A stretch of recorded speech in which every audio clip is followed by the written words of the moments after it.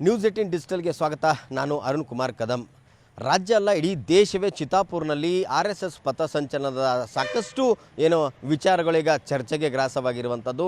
ಈ ಒಂದು ಕ್ಷೇತ್ರದಲ್ಲಿ RSS ಪಥಸಂಚಲನಕ್ಕೆ ಇದೇ ತಿಂಗಳು 19ರಂದು ಪರವಾನಗಿ ಕೇಳಿದರು. ಆದರೆ ಜಿಲ್ಲಾಡಳಿತ ಮತ್ತು ತಾಲೂಕಾಡಳಿತ ಆ ಒಂದು ಪಥಸಂಚಲನಕ್ಕೆ ಪರವಾನಗಿಯನ್ನು ನೀಡಿರಲಿಲ್ಲ. ಹೀಗಾಗಿ RSSನವರು ಈಗ ಹೈಕೋರ್ಟ್ ಮೆಟ್ಟಿಲೇರಿರುವಂಥದ್ದು. ಹೈಕೋರ್ಟ್ನಲ್ಲಿ 2 ಬಾರಿ ವಿಚಾರಣೆ ನಡೆಸಿದಂತಹ ನ್ಯಾಯಾಲಯ ಈಗ ಮತ್ತೆ ಇದೇ ತಿಂಗಳು 30ರಂದು ವಿಚಾರಣೆಗೆ ಹಾಜರಾಗುವಂತೆ ಸೂಚನೆ ನೀಡಿದ್ದಾರೆ. RSS ಪಥಸಂಚಲನಕ್ಕೆ ಇಷ್ಟು ದಿನಗಳ ಕಾಲ ಇರದೇ ಇರುವಂಥ ಈಗ ವಿಘ್ನಗಳು ಈಗ ಎದುರಾಗಿರುವಂಥದ್ದು. RSS ಪಥಸಂಚಲನ ಚಿತ್ತಾಪುರ್ ಕ್ಷೇತ್ರದಲ್ಲಿ ಮಾಡಲು ಈಗ ಉದ್ದೇಶ ಮಾಡಿದ್ರು. ಆ ಒಂದು ಸಂದರ್ಭದಲ್ಲಿ RSSಗೆ ಪಥಸಂಚಲನಕ್ಕೆ ಅವಕಾಶನ ಕೊಟ್ಟಿರಲಿಲ್ಲ. ಯಾಕಂತಂದರೆ RSS ಪಥಸಂಚಲನ ನಡೆಸಿದರೆ ನಾವು ಕೂಡ ಅಲ್ಲಿ ಅದೇ ದಿನವೂ ನಮಗೆ ಅವಕಾಶ ಕೊಡಬೇಕಂತೇಳಿ ಬಹಳಷ್ಟು ದಲಿತ ಸಂಘಟನೆಗಳು, ಬೇರೆ ಬೇರೆ ಸಂಘಟನೆಗಳು ತಾಲೂಕಾಡಳಿತ ಮತ್ತು ಜಿಲ್ಲಾಧಿಕಾರಿಗಳ ಮನವಿಯನ್ನು ಸಲ್ಲಿಸಿದರು. ಈ ಹಿನ್ನೆಲೆಯಲ್ಲಿ ಮನವಿಯನ್ನು ಸ್ವೀಕರಿಸಿದಂಥ ಜಿಲ್ಲಾಧಿಕಾರಿಗಳು ಒಂದೇ ದಿನ ಎಲ್ಲರಿಗೂ ಕೂಡ ಈ ಒಂದು ಪಥಸಂಚಲನಕ್ಕೆ ಅವಕಾಶವನ್ನು ಕೊಟ್ಟರೆ ಅಲ್ಲಿ ಕಾನೂನು ಸುವ್ಯವಸ್ಥೆ ಹಾಳಾಗುತ್ತೆ ಅಂತ ಹೇಳಿ ಯಾರಿಗೂ ಕೂಡ ಪರವಾನಗಿಯನ್ನು ಕೊಟ್ಟಿರಲಿಲ್ಲ. ಹಾಗಾಗಿ ಈ ಒಂದು ವಿಚಾರವಾಗಿ RSSನ ಪ್ರಮುಖರಾದಂಥ ಅಶೋಕ್ ಪಾಟೀಲ್ ಅವರು ಹೈಕೋರ್ಟ್ ಮೆಟ್ಟಿಲನ್ನು ಏರಿದ್ರು.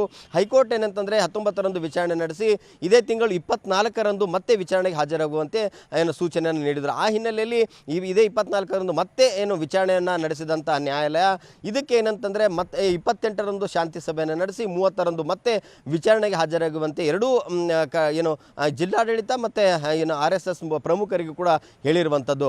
ತಾರೀಕಿಗೆ ಮುಂಜಾನೆ ಹೈಕೋರ್ಟು ನಮ್ಮ ಅರ್ಜಿಯನ್ನು ಸ್ವೀಕರಿಸಿ ಆಮೇಲೆ ವಿಚಾರಣೆಯನ್ನು ಮಾಡಿ ಮತ್ತೆ ನಿಮಗೆ ಇದೇ ಮತ್ತು ಯಾವುದಾದ್ರೂ ಅನುಕೂಲ ಆಗ್ಬೋದು ಅಂದರೆ ಅದರೊಳಗೆ 2ನೇ ನವೆಂಬರ್ಗೆ ನಮಗೆ ಅನುಕೂಲ ಆಗ್ತದೆ, ನಾವು ಮಾಡಬಹುದು ಅಂತಂದು ಕೋರ್ಟಿನ ಮುಂದೆ ಇಟ್ಟಾಗ ಕೋರ್ಟ್ ನಮಗೆ ಮತ್ತೊಂದು ಅರ್ಜಿಯನ್ನು ನೀವು ಜಿಲ್ಲಾಡಳಿತಕ್ಕೆ ಸಲ್ಲಿಸ್ರಿ ಅಂತ ಹೇಳಿದರು.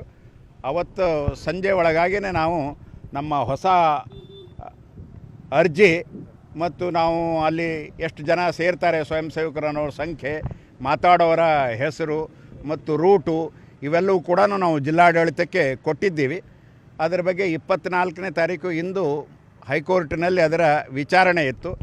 ಇವತ್ತಿನ ಹೈಕೋರ್ಟಿನಲ್ಲಿ ವಿಚಾರಣೆ ಬಂದಾಗ ಜಿಲ್ಲಾಡಳಿತ ಮತ್ತು ಸರ್ಕಾರ ಇವೆರಡೂ ಹಾಜರಾಗಿ ನಮಗೆ ಈ ಬಗ್ಗೆ ಇನ್ನೊಂದಿಷ್ಟು ದಿನಗಳ ಬೇಕು, ಬೇರೆಯವರು ಕೂಡ ಇದೇ ದಿನಕ್ಕೆ ಮೆರವಣಿಗೆ ಅಥವಾ ಸಂಚಲನ ತೆಗಿಲಿಕ್ಕೆ ಅನುಮತಿ ಕೇಳ್ತಾ ಇದ್ದಾರೆ.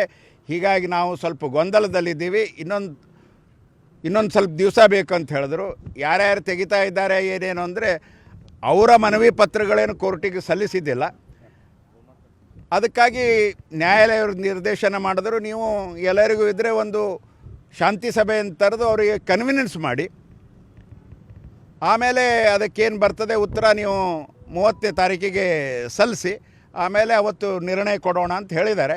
ಹೀಗಾಗಿ ಜಿಲ್ಲಾ ಆಡಳಿತ ಮತ್ತು ಸರ್ಕಾರ 28ನೇ ತಾರೀಕಿಗೆ ಯಾವ ಸಮಯ ಇನ್ನೂ ನಿಗದಿಯಾಗಿದ್ದು ಅವ್ರು ಹೇಳಿಲ್ಲ, ಜಿಲ್ಲಾಡಳಿತ ಒಂದು ಶಾಂತಿ ಸಭೆಯನ್ನು ಕರೀತಾರಂತೆ.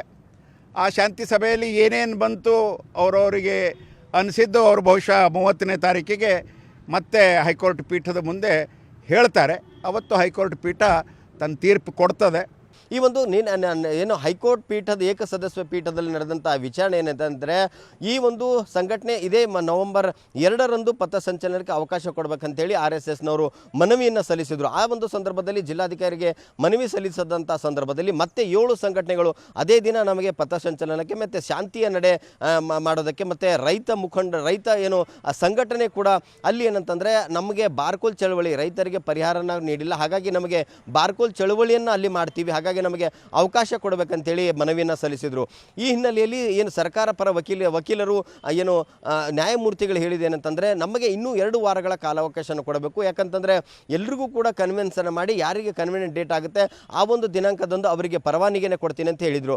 ಆದರೆ ಇದಕ್ಕೆ ಆಕ್ಷೇಪ ವ್ಯಕ್ತಪಡಿಸಿದಂಥ RSS ಪರ ವಕೀಲರಾದಂಥ ಅರುಣ್ ಶ್ಯಾಮ್ ಅವರು ನಮಗೆ ಈ ಹಿಂದೆಯೂ ಸಾಕಷ್ಟು ಸಮಯವನ್ನು ತಮಗೆ ನೀಡಿದ್ವಿ, ಆದರೆ ಈಗ ಮತ್ತೆ ಕಾಲಾವಕಾಶ ಕೇಳಿದ್ದು ಸರಿಯಲ್ಲ, ಇನ್ನು ಏನಾದರೂ ಸಮೀಪದ ದಿನಾಂಕವನ್ನು ನಮಗೆ ನಿಗದಿ ಮಾಡಿ ಕೊಡಬೇಕಂತ ಹೇಳಿ ಮನವಿಯನ್ನು ಮಾಡ್ತಾರೆ. ಆ ಸಂದರ್ಭದಲ್ಲಿ ಇದಕ್ಕೆ ಏನಂತ ಸರ್ಕಾರಿ ವಕೀಲರು ಏನು ಹೇಳೋದೇನಂತಂದರೆ, ನಮಗೆ ಏನಂತಂದರೆ ಅಲ್ಲಿ ಶಾಂತಿ ಸುವ್ಯವಸ್ಥೆಯನ್ನು ಕಾಪಾಡಲು ಮತ್ತು ಅಲ್ಲಿನ ಏನು ಬಂದೋಬಸ್ತನ್ನು ಮಾಡಿಕೊಳ್ಳಲು ನಮಗೆ ಅವಕಾಶ ಬೇಕಾಗುತ್ತೆ. ಹಾಗಾಗಿ ಅಲ್ಲಿ ನಮಗೇನೆಂದರೆ ಏನು ಸೆಕ್ಯೂರಿಟಿ ಕೊಡೋಕ್ಕೆ ತೊಂದರೆ ಆಗುತ್ತೆ ಅಂತ ಹೇಳ್ತಾರೆ. ಆ ಸಂದರ್ಭದಲ್ಲಿ ಏನಂತಂದರೆ ಏನು RSS ಪರ ವಕೀಲರಾದಂಥ ಅರುಣ್ ಶ್ಯಾಮ್ ಅವರು ಹೇಳ್ತಾರೆ, ನಿಮಗೆ ಇಲ್ಲಿ ರಾಜ್ಯದಲ್ಲಿ ಕಾನೂನು ಸುವ್ಯವಸ್ಥೆ ಹಾಳಾಗುತ್ತೆ, ಏನು ಸೆಕ್ಯೂರಿಟಿ ಕೊಡೋದಕ್ಕೆ ಆಗದೇ ಇದ್ದಲ್ಲಿ ಕೇಂದ್ರ ಸರ್ಕಾರದಿಂದ ಏನು ಸೆಕ್ಯೂರಿಟಿಯನ್ನು ಪಡೆದುಕೊಂಡು ನಮಗೆ ಅವಕಾಶವನ್ನು ಕೊಡಬೇಕಂತ ಹೇಳ್ತಾರೆ. ಆ ಸಂದರ್ಭದಲ್ಲಿ ನಮಗೆ ಏನಂತಂದರೆ ಈ ಏನು RSS ಪಥಸಂಚಲನಕ್ಕೆ ಅವಕಾಶನ ಕೊಡೋಕ್ಕೆ ಇನ್ನೂ ನಮಗೆ ಏನು ಸ್ವಲ್ಪ ಕಾಲಾವಕಾಶ ಬೇಕತ್ತೆ. ಯಾಕಂತಂದರೆ ಇನ್ನೂ ಏನು ಯಾರ್ಯಾರು ಸಂಘಟನೆಗಳು ನಮಗೆ ಮನವಿಯನ್ನು ಸಲ್ಲಿಸಿದ್ರೆ ಅವರೆಲ್ಲರ ಜೊತೆ ಶಾಂತಿ ಸಭೆಗಳನ್ನು ಮಾಡ್ತೀವಿ. ಆ ಸಭೆಯ ನಂತರ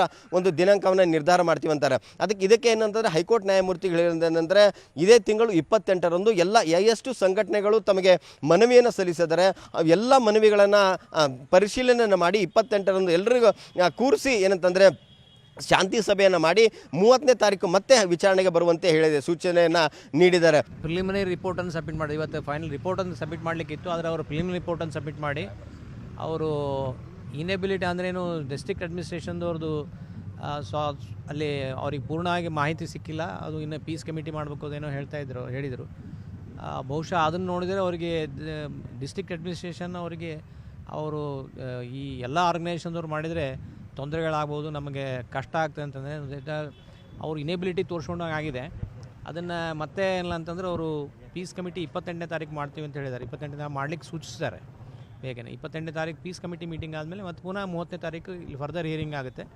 ಫರ್ದರ್ ಹಿಯರಿಂಗ್ನಲ್ಲಿ ಯಾವುದೋ ಒಂದು ಡಿಸೈಡ್ ಆಗುತ್ತೆ. ಲಾಸ್ಟ್ ಹಿಯರಿಂಗಲ್ಲೂ ಇದನ್ನು ಹೇಳಿದ್ರಲ್ಲ ಸರ್, 3 ಜನ ಇದ್ದಾರೆ, ಅವತ್ತು ಇಲ್ಲಿ ಯಾವುದು ಅವು 3 ಜನ ಯಾರಿದ್ದಾರೆ ಯಾರಿಲ್ಲ ಅದ್ರ ಬಗ್ಗೆ ಅವ್ರು ಏನೂ ಹೇಳಿಲ್ಲ, ಯಾರು ಹಾಕಿದ್ದಾರೆ ಏನೂ ಹೇಳಿದಿಲ್ಲ. ಬಟ್ ಬರೀ ಲಾಸ್ಟ್ ಟೈಮ್ ಆಯಿತು, ಈಗ ಕೂಡ ಅದನ್ನೇ ಹೇಳಿದ್ದಾರೆ. ಅದು ಯಾವುದೂ ಅವರು ದಾಖಲೆಗಳನ್ನು ಹಾಕಿಲ್ಲ.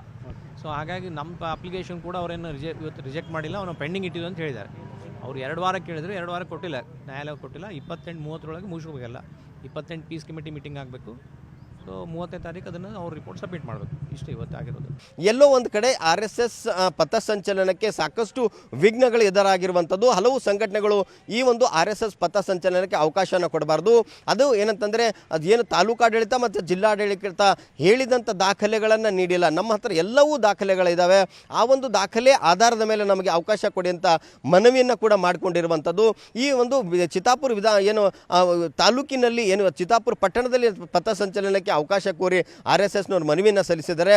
ಇದು ಉದ್ದೇಶಪೂರ್ವಕವಾಗಿ ಈ ಒಂದು ಕ್ಷೇತ್ರದಲ್ಲಿ RSS ಪಥಸಂಚಲನ ಮಾಡಲು ಮುಂದಾಗಿದೆ. ಯಾಕಂತಂದರೆ ಪ್ರಿಯಾಂಕ್ ಖರ್ಗೆ ಅವರು RSSನ್ನು ಸರ್ಕಾರಿ ಎಲ್ಲಿ ಕಚೇರಿಗಳ ಏನು ಜಾಗಗಳಿದೆ, ಸರ್ಕಾರಿ ಪ್ರಿಮೈಸಸ್ನಲ್ಲಿ ಯಾವುದೇ ಕಾರಣಕ್ಕೂ RSS ಪಥಸಂಚಲನ ಆಗಲಿ ಬೇರೆ ಬೇರೆ ಸಂಘಟನೆಗಳು ಅಲ್ಲಿ ಏನಂತಂದರೆ ಏನು ಕಾರ್ಯಕ್ರಮಗಳನ್ನು ಮಾಡಬೇಕಾದ್ರೆ ಸರ್ಕಾರದ ಪರವಾನಿಗೆ ತಗೋಬೇಕು ಅಂಥೇಳಿ CMಗೆ ಪತ್ರವನ್ನು ಬರೆದಿದ್ದರು. ಅಲ್ಲಿಂದ RSS ಮತ್ತು ಪ್ರಿಯಾಂಕ್ ಖರ್ಗೆ ಅವ್ರ ಮಧ್ಯೆ ಈಗ ಹಗ್ಗಜಗ್ಗಾಟ ಶುರುವಾಗಿರುವಂಥದ್ದು.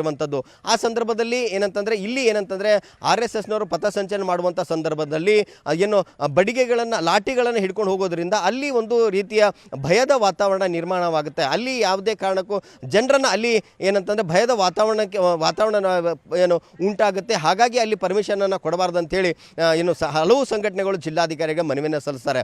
ಆದರೆ ಆ ಪ್ರಿಯಾಂಕ್ ಖರ್ಗೆ ಅವರು ಹೇಳೋದೇನೆಂತಂದರೆ ನಮ್ಮ ಕ್ಷೇತ್ರದಲ್ಲಿ ಮಾಡೋದಕ್ಕೆ ನಮ್ಗೆ ಯಾವುದೇ ರೀತಿಯ ಅಭ್ಯಂತರ ಇಲ್ಲ, ಅಲ್ಲಿ ಯಾರೇ ಸರ್ಕಾರಿ ಆಗಲಿ ಸರ್ಕಾರೇತರ ಸಂಸ್ಥೆಗಳಾಗಲಿ ಏನು ಕಾರ್ಯಕ್ರಮವನ್ನು ಮಾಡಬೇಕಾದ್ರೆ ಆ ಸಂದರ್ಭದಲ್ಲಿ ಅಲ್ಲಿ ಏನಂತಂದರೆ ಪರವಾನಿಗೆ ಸರ್ಕಾರದ ಪರವಾನಿಗೆಯನ್ನು ಪಡೆದುಕೊಳ್ಳಬೇಕು, ಅಂದಾಗ ಮಾತ್ರ ಏನು ಪರವಾನಿಗೆ ಪಡೆದೇ ಇರೋದ್ರಿಂದ ಅವರಿಗೆ ನಾವು ಅವಕಾಶನ ಮಾಡಿಕೊಡಲ್ಲ ಅಂತ ಹೇಳಿದ್ದಾರೆ. ಹೀಗಾಗಿ ಅಲ್ಲಿ ಏನಂತಂದರೆ ಪ್ರಿಯಾಂಕ್ ಖರ್ಗೆ ಅವರು RSS ಬಗ್ಗೆ ಮಾತನಾಡಿದ್ದಕ್ಕೆ ಅವರ ಕ್ಷೇತ್ರದಲ್ಲಿಯೇ ಹಠ ಹಿಡಿದು ಈಗ RSSನವರು ಅಲ್ಲ ಪಥಸಂಚಲನಕ್ಕೆ ಮುಂದಾಗಿದ್ದಾರೆ. ಹಾಗಾಗಿ ಅಲ್ಲಿ ಕಾನೂನು ಸುವ್ಯವಸ್ಥೆ ಹಾಳಾಗುತ್ತೆ, ಅವರ ಮೇಲೆ ಪ್ರಭಾವವನ್ನು ಬೀರಿದಂತಾಗುತ್ತೆ ಅನ್ನೋ ಒಂದು ಮಾತು ಕೂಡ ಹಲವು ಏನಂತಂದರೆ ದಲಿತ ಪರ ಸಂಘಟನೆಗಳು ಹೇಳ್ತಾ ಇರುವಂಥದ್ದು.